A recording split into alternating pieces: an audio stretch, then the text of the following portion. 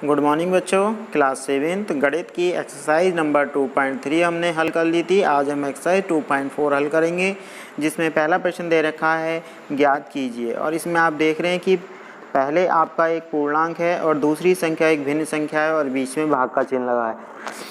तो इन सवालों को हम कैसे करेंगे ज़रा समझते हैं ध्यान से।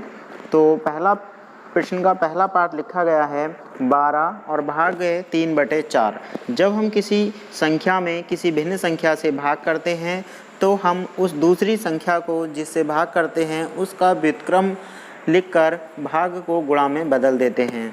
क्यों? क्योंकि आप समझेंगे कि 12 और भाग का मतलब होता है बटे, और बटे में अगर हम 3/4 लिखते हैं तो नीचे वाली जो संख्या होती है 3/4, जिसका मतलब यही है, तो इसके बराबर जब हम लिखेंगे तो 12 भाग 3/4 का मतलब होता है 12/3/4। इसका मतलब बटे में अगर भिन्न संख्या होती है या भाग में तो वो पलटकर गुणा में आ जाती है। पलटने का मतलब व्युत्क्रम होकर, तो व्युत्क्रम क्या हो जाएगा इसका 4/3।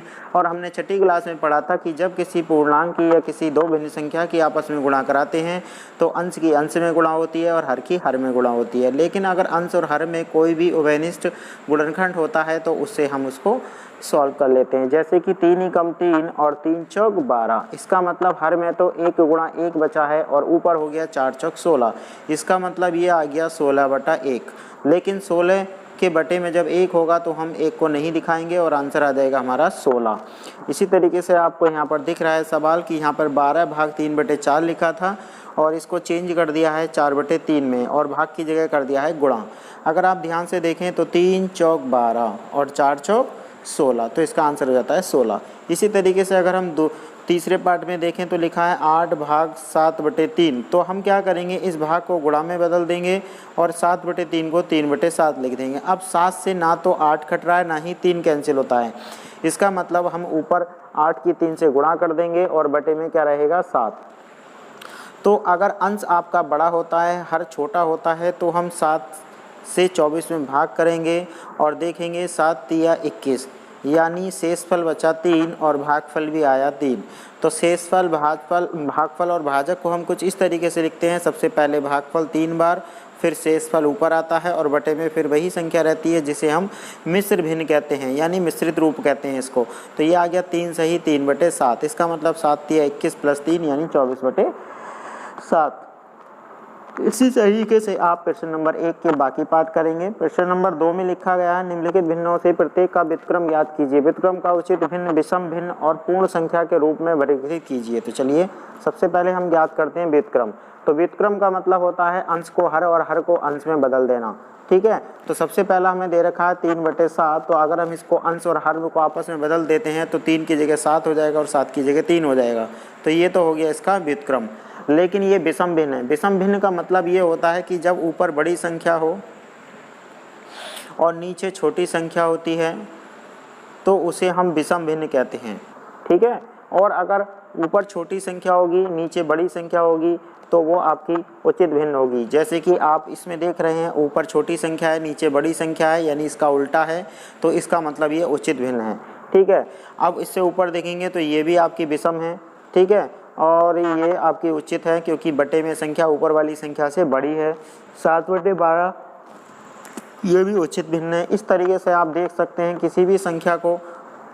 अब यहाँ पर आपको लिखा गया है 1/8। 1/8 को अगर हम व्युत्क्रम लिखेंगे तो आएगा 8/1। लेकिन 8 के बटे में 1 लिखने से कोई फ़ायदा नहीं है, क्योंकि 1 का पहाड़ा अगर हम 8 में पढ़ेंगे तो वो 8 बार ही जाएगा और हमारा आंसर आ जाएगा 8, यानी 8/1 का मतलब 8 ही होता है।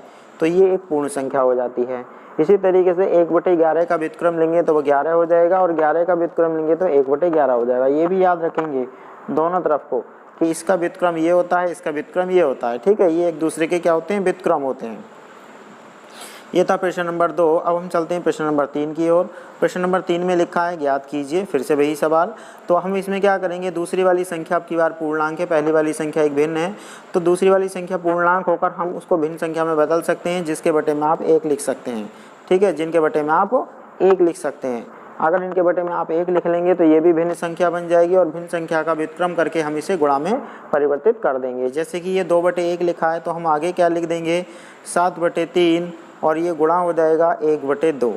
अब नीचे की गुणा नीचे हो जाएगी और नीचे हो जाएगा 3 दूनी 6 और ऊपर हो जाएगा 7 ही कम 7 और ये विषम भिन्न है इसलिए 6 कम 6 एक शेष बचेगा, फिर आ जाएगा 1 सही 1/6 जो यहाँ पर लिखा गया है। फिर लिखा है 4/9 गुणा भाग 5। अब 5 को हम क्या लिख सकते हैं, इसका व्युत्क्रम कर देंगे तो 1/5 हो जाएगा, नीचे हो जाएगा 5 × 45 और 4 × 4 यानी 4/45। ये आपकी उचित भिन्न है तो ये ऐसे ही रहेगी, इसमें कोई परिवर्तन नहीं होगा।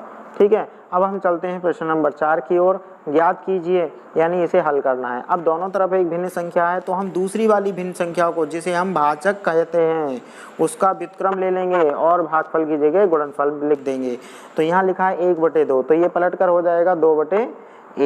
2/1 का मतलब 2 दूनी 4 5 ही कम 5 यानी 4/5। इसी तरीके से ये 2/3 लिखा है तो इसे लिख देंगे 3/2 तो ये हो जाएगा 4 × 12 और 9 दूनी 18। लेकिन 2 से 4 को हम काट सकते हैं 2 बार तो 2 ये कट जाएगा, 2 ही कम 2 और ये 2 दूनी 4 तो ये हो जाएगा 3 दूनी 6 और नीचे हो जाएगा आपका केवल 9।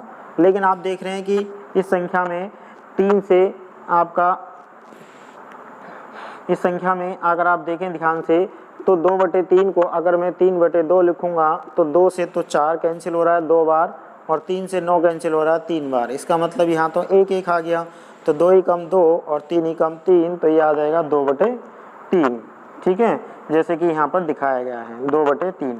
इसी तरीके से आप बाकी सवालों को भी हल कर लें। ये